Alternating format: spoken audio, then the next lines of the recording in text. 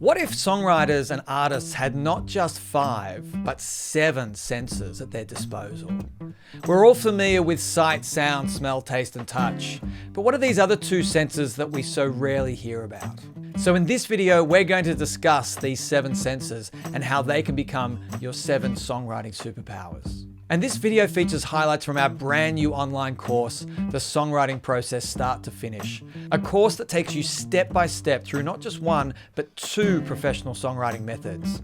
And we've created this course in response to the many people who reached out and expressed a real desire to see the songwriting process broken down and explained from beginning to end. So if you're interested, check it out, the link is below. Now, time to look at these 7 songwriting superpowers.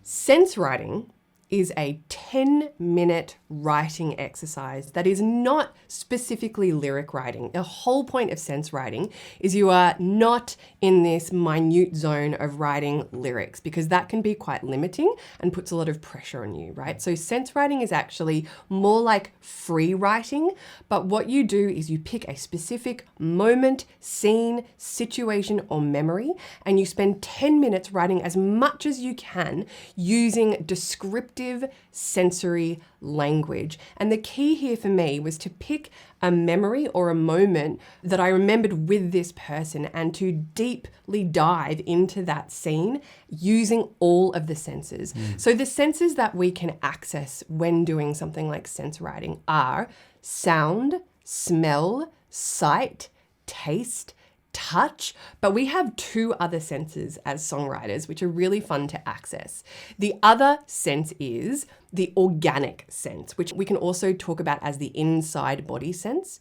And what we're doing when we're accessing this more unusual sense is describing physical sensation on the inside of the body. And this is a brilliant lyric writing development technique because it helps us convert feelings or emotions or even ideas into physical sensations, into tangible, concrete imagery, which is generally a more effective way to generate lyrics. So butterflies in the stomach would be an example of that organic sense. Yes, my heart thumping against the jail cell walls of my rib cage, okay, is a more visceral and relatable way to express an emotion rather than I was nervous. What's the other sense? The other sense is the movement sense. So the movement sense is really about describing the way things move in space or the way things move in relationship to each other. And you can also use that sense in a kind of kinesthetic way, which is to talk about your shifting perceptions of movement. So the kinesthetic sense comes alive when you experience things like vertigo or, when you're experiencing a heightened sense of attention or stimulation where all your attention suddenly focuses on one thing and everything else disappears. Someone walks into a room who you were at a party, like waiting for them to arrive, and suddenly they're the only person you see. They are bathed in a pool of light. All the other sounds in the room become quiet and all you hear is them walking through the door. So with sense writing, we spend 10 minutes writing about a specific scene or situation using sensory descriptive language. We are trying to paint the picture as vividly as we can. A really important thing to understand about sense writing is it's not the same as journaling. Okay, journaling is where we really spend time excavating how we feel and what we thought. And it's okay to include some of that material, but what we're really trying to do is generate and develop upon the initial idea with specific sensory information that's going to help us paint the picture. And another thing to add about sense writing is that you're not sitting there trying to come up with the idea for the story or the song before you start writing. The writing is the process by which you sometimes reveal, and often reveal, exactly what you then want to develop into the song. So let me give you the sense right that came out of this initial story idea that I wanted to write about. 2 a.m, sitting around a pub table at a dive bar in Taylor Square called, appropriately, the Judgment Bar. People's faces are a faded blur of orange and grey and passing pulses of white as police cars cruise up and down Oxford Street. The bar smells of stale beer and half-smoked cigarettes float like tadpoles at the bottom of beer glasses in the amber piss liquid. The bartender flicks the light on and off and yells, "Last call." The fluorescent lights reveal the haggard truth, wallpaper peeling off in sweating strips, black chewing gum medallions enmeshed into the whale grey carpet.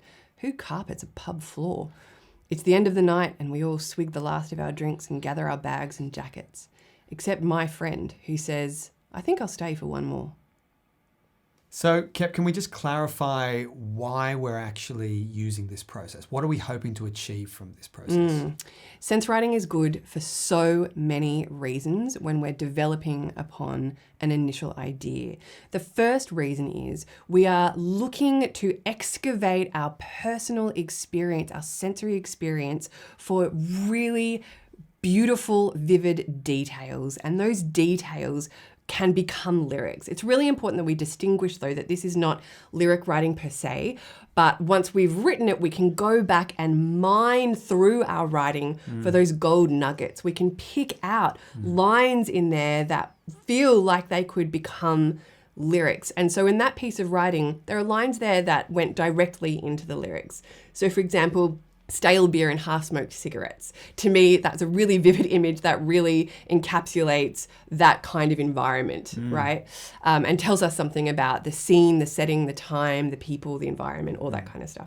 So here's what you need to do your own sense writing exercise. You need a notebook or a computer.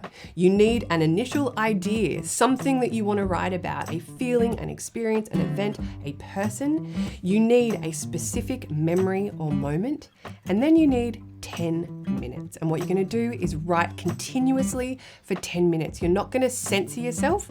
You're not going to stop. You're not going to listen to that little voice inside your head that's telling you it's crap. You're just going to keep plowing through, right? And as Ed Sheeran says, sometimes you just have to turn the tap on and let the rusty water run in order to get the clear, beautiful stuff going as well, right? So we're not going to stop. We're going to keep writing, right? So that's what you're going to do for 10 minutes, leaning on the senses. Remember, stay sense-bound. Describe in detail, paint the picture, and do it for 10 minutes.